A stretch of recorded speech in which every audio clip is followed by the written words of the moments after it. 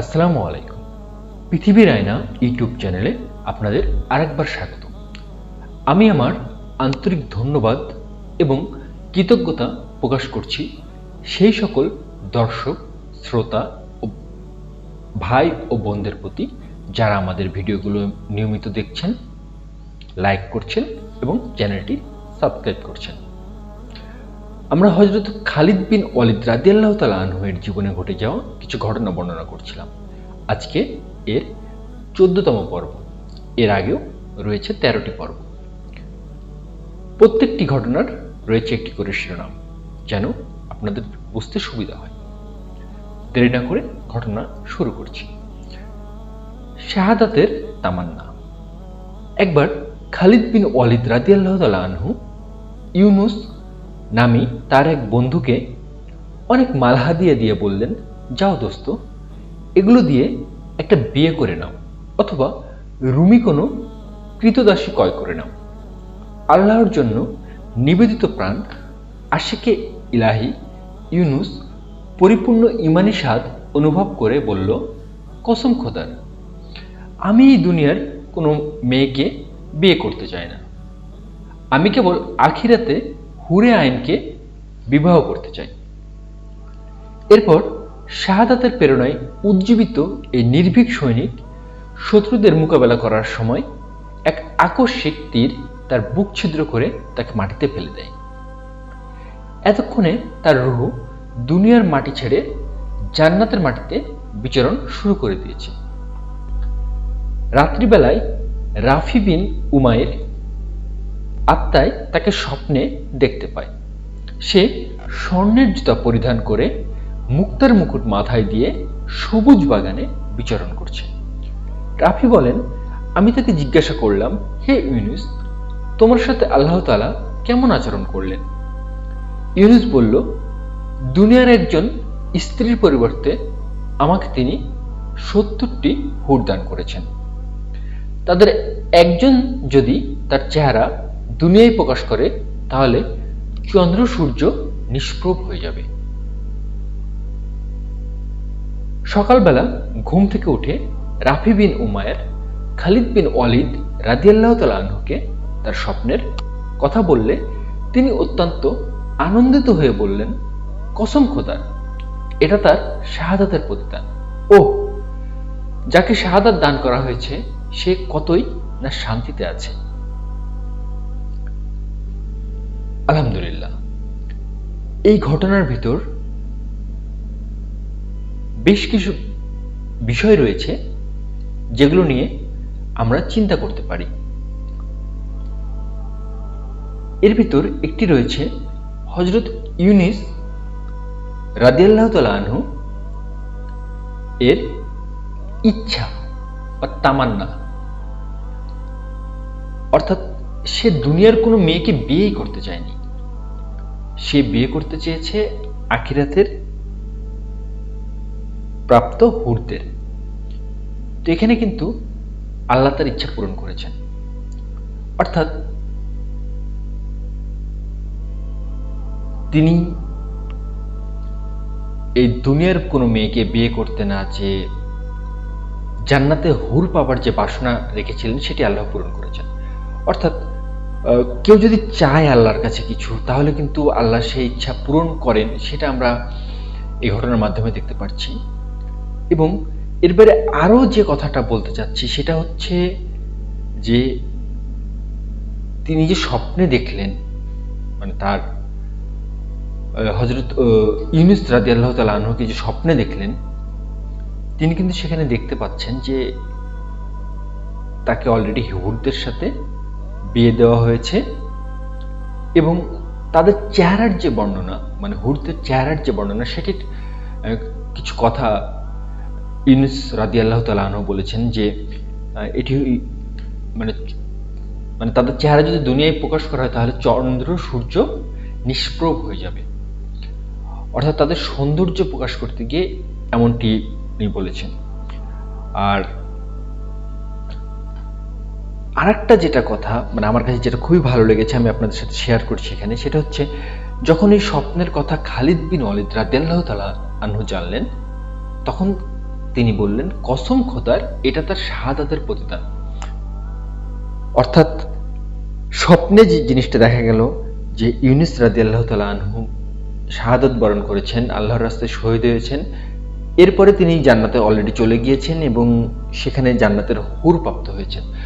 অর্থাৎ যে কথাটা আমরা জানি যে আল্লাহর রাস্তায় যারা শহীদ তাদেরকে মৃত বলা নিষেধ, সেখানে কিন্তু আমরা এরকম একটা বিষয় দেখতে পাচ্ছি যে দুনিয়াতে তার মৃত্যু শেষ, মানে তার শাহাদাত লাভ করাও শেষ, সাথে সাথে সে কিন্তু জান্নাতে গিয়ে হুর পেয়ে যাচ্ছেন। মানে বিষয়টা এরকম যে মানে দুনিয়ার জীবনটা শেষ করে সে আরেকটা জীবন শুরু করছে। এই জন্য তাদেরকে হয়তো মৃত বলতে নিষেধ করা হয়েছে, অন্য কোনো কারণ থাকতে পারে। কিন্তু এখানে আমরা যেটা পাচ্ছি যে দুনিয়ার জীবন শেষ করা মাত্রই যদি কেউ শাহাদাত বরণ করে, তাহলে কিন্তু সাথে সাথে সে জান্নাতের হুরগুলো লাভ করবে, এরকমটা এখানে বলা হচ্ছে আর কি। দুনিয়া বিরাগী খালিদ। ইসলামের সিংহ পুরুষ, খোদার উন্মুক্ত তরবারি এবার মৃত্যুর সাথে পাঞ্জা লড়ছেন। বিছানায় শুয়ে থাকতে থাকতে অত্যন্ত দুর্বল হয়ে গেছে এই তেজস্বী মানুষটি। দুর্বল আর ক্ষীণ আওয়াজে বলছেন, হায়, সারাটা জীবন যুদ্ধের ময়দানে কাটালাম, শহীদি প্রেরণা নিয়ে কত যুদ্ধে সশরীরে অংশগ্রহণ করলাম, যার ফলে শরীরের এমন কোনো অঙ্গ নেই যাতে তীর, বর্ষা কিংবা তরবারির আঘাতের চিহ্ন নেই। যে ইসলামের এত বড় একজন বীর, উনি শহীদি তামান্না নিয়ে যুদ্ধের ময়দানে সশরীরে যুদ্ধে গিয়েছেন এবং মানে তার শরীরের এমন কোনো অঙ্গ নেই যেখানে তিনি তীর, বর্ষা কিংবা তরবারির আঘাতের চিহ্ন নেই। তাহলে চিন্তা করে দেখা যেতে পারে যে তারা কতটা ডেডিকেশন নিয়ে যুদ্ধ করেছে, কিংবা যুদ্ধটা এরকমও নয় যে তাকে শত্রুপক্ষ এমনি এমনি ছেড়ে দিয়েছে। মানে যুদ্ধে কিন্তু তাকেও কষ্ট করতে হয়েছে, তারপর তিনি যুদ্ধে জয়লাভ করেছেন। এরপর তিনি বলছেন, অথচ এই আমি উটের মতো স্বাভাবিক মৃত্যুবরণ করছি, তাও আবার বিছানায় শুয়ে থেকে। আল্লাহর কালিমা লা ইলাহা ইল্লাল্লাহকে সমুন্নত করার আমল ব্যতীত আমার কোনো আমল নেই, যার দ্বারা আমি আল্লাহর দয়া, অনুগ্রহ তলব করব। মৃত্যুসজ্জায় শায়িত এই বীরকে দেখতে এসেছেন হযরত আবু দারদা রাদিয়াল্লাহু তাআলা আনহু। খালিদ বিন ওয়ালিদ রাদিয়াল্লাহু তাআলা আনহু তাকে শেষ ওসিয়ত করছেন, হে আবু দারদা, আমার সব ঘোড়া এবং অস্ত্র আল্লাহর রাস্তার জন্য ওয়াকফ করছি। অর্থাৎ মৃত্যুসজ্জায় শুয়ে হযরত খালিদ বিন ওয়ালিদ রাদিয়াল্লাহু তাআলা আনহু আর একজন সাহাবী আবু দারদা রাদিয়াল্লাহু তাআলা আনহুকে তার যে ঘোড়া এবং অস্ত্র ছিল তা আল্লাহর রাস্তায় দিয়ে দেওয়ার কথা জানাচ্ছেন। এবং আর একটা বিষয় যে খালিদ বিন ওয়ালিদ রাদিয়াল্লাহু তাআলা আনহু যেটা বলছেন সেটা হচ্ছে আল্লাহর কালিমা লা ইলাহা ইল্লাল্লাহকে সমুন্নত করার আমল ব্যতীত তার আর কোনো আমল নেই, যার দ্বারা তিনি আল্লাহর দয়া ও অনুগ্রহ তলব করবেন। অর্থাৎ ইসলামকে সমুন্নত করার জন্য, আল্লাহর কালিমাকে সমুন্নত করার জন্য তাদের যে ডেডিকেশন, মানে তারা যে কি করেছেন, যে জন্য আমরা আজকে হয়তো ইসলাম ধর্ম এত সহজে পালন করতে পারছি, এত মানে সহজ হয়েছে আমাদের জন্য, যেটা ভাষায় প্রকাশ করা যায় না। আলহামদুলিল্লাহ, আল্লাহু আকবার। এরপর তিনি বলছেন, মদিনায় অবস্থিত আমার বাড়িটি সদকা করছি এবং এর ব্যয় করার অধিকার হযরত ওমর রাদিয়াল্লাহু তাআলা আনহুকে দিচ্ছি। তিনি ইসলামের কতই না উত্তম হিতাকাঙ্ক্ষী, সুতরাং তুমি তাকে অবগত করবে যে তিনি যেন আমার ওসিয়ত পূরণ করেন। অতঃপর হযরত ওমর ফারুক রাদিয়াল্লাহু তাআলা আনহু এর কাছে বিষয়টি প্রকাশ পাওয়ার পর তিনি হযরত খালিদ বিন ওয়ালিদ রাদিয়াল্লাহু তাআলা আনহু এর দুনিয়া বিরাগী হওয়ার ব্যাপারে অনেক প্রশংসা করে বলেন যে আল্লাহ আবু সুলাইমানকে চির শান্তিতে রাখুন। সত্যি তিনি আমাদের ধারণার অনেক ঊর্ধ্বে ছিলেন। অর্থাৎ খালিদ বিন ওয়ালিদ রাদিয়াল্লাহু তাআলা আনহু এর যে দুনিয়া বিরাগী হওয়ার যে ব্যাপার, সে ব্যাপারে হযরত ওমর রাদিয়াল্লাহু তাআলা আনহু তৎকালীন খলিফা, তিনি অনেক প্রশংসা করেছেন এবং এটাও স্বীকার করেছেন যে খালিদ বিন ওয়ালিদ রাদিয়াল্লাহু তাআলা আনহু সম্পর্কে তাদের যে ধারণা ছিল, তিনি আসলে তার অনেক ঊর্ধ্বে ছিলেন। জিহাদ আমাকে ব্যস্ত রেখেছে। একদিন মহাবীর খালিদ বিন ওয়ালিদ রাদিয়াল্লাহু তাআলা আনহু এর অনিচ্ছা থাকা সত্ত্বেও জোরপূর্বক তাকে লোকজন ইমাম বানিয়ে দেন। ফলে নামাজে তিনি ইমামতি করেন, কিন্তু কেরাত পাঠ করলেন বিভিন্ন সূরার অংশ বিশেষ। অতঃপর যখন নামাজ শেষ করলেন, উপস্থিত মুসলিমদের দিকে ফিরে তাদেরকে বললেন তার অপারগতার কারণ কি। তিনি বললেন যে, হে ভাইরা, জিহাদ আমাকে কোরআন হিফজ করা থেকে ব্যস্ত রেখেছে, ফলে আমার দীর্ঘ সূরা নামাজে পাঠ করা সম্ভব হচ্ছে না। আল্লাহু আকবার। হযরত খালিদ বিন ওয়ালিদ রাদিয়াল্লাহু তাআলা আনহু ইসলামের একজন এত বড় খলিফা, তিনি একজন এত বড় মহাবীর যে উনি ইসলাম ধর্ম গ্রহণ করার পরে যতগুলো যুদ্ধ পরিচালনা করেছেন, তিনি কোনো যুদ্ধে পরাজিত হননি, আলহামদুলিল্লাহ। মানে তিনি এতটাই যুদ্ধে ব্যস্ত ছিলেন, মানে জিহাদ করার জন্য তিনি এতটাই ব্যস্ত ছিলেন যে তিনি কোরআনটা হেফজ করার সুযোগ পাননি। তাই তার পক্ষে দীর্ঘ সূরা নামাজে পড়া সম্ভব হচ্ছে না, এমনটা তিনি উল্লেখ করেছেন। তার মানে তিনি কতটা যুদ্ধের সাথে ব্যস্ত ছিলেন, এটা আসলে একটা অনুভব করার বিষয়। বাঁচা মরার সন্ধিক্ষণে সমরবীর খালিদ বিন ওয়ালিদ রাদিয়াল্লাহু তাআলা আনহু ঘুমাচ্ছেন, যেন বাস্তব কোনো সিংহ সারাদিন শিকার করে ঘরে ফিরে বিশ্রাম নিচ্ছেন।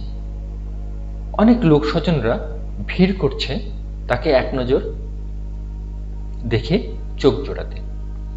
তাকে দেখে আফসোসের স্বরে লোকজন বলছে, নিশ্চয়ই তিনি অগ্রগামীদের একজন। মৃত্যুর হিংস্র থাবায় আহত ব্যক্তিটি তার দুর্বল কণ্ঠে ক্ষীণ আওয়াজে বললেন, অবশ্যই, আমিও এই জন্য আল্লাহর কাছে সাহায্য কামনা করছি।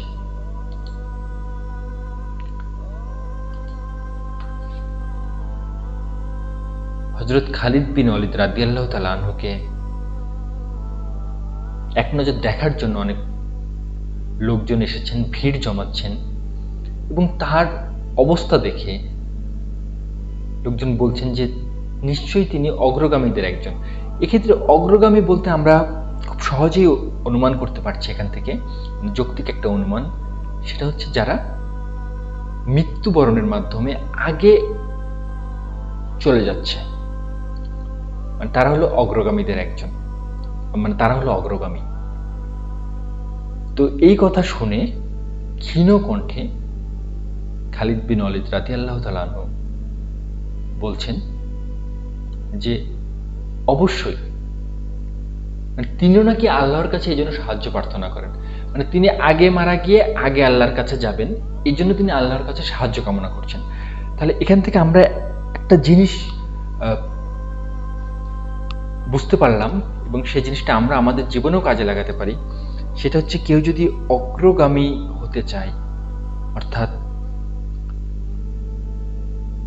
এই দুনিয়ার প্রতি যাদের ভালোবাসা কমে গেছে, মানে দুনিয়ার প্রতি যাদের কোনো মোহ কাজ করে না, তাদের কিন্তু বেসিক্যালি যেটা হওয়ার কথা সেটা হচ্ছে যে আল্লাহর কাছে তারা একটা চিরস্থায়ী জায়গা কামনা করবে, এমনটাই হবে।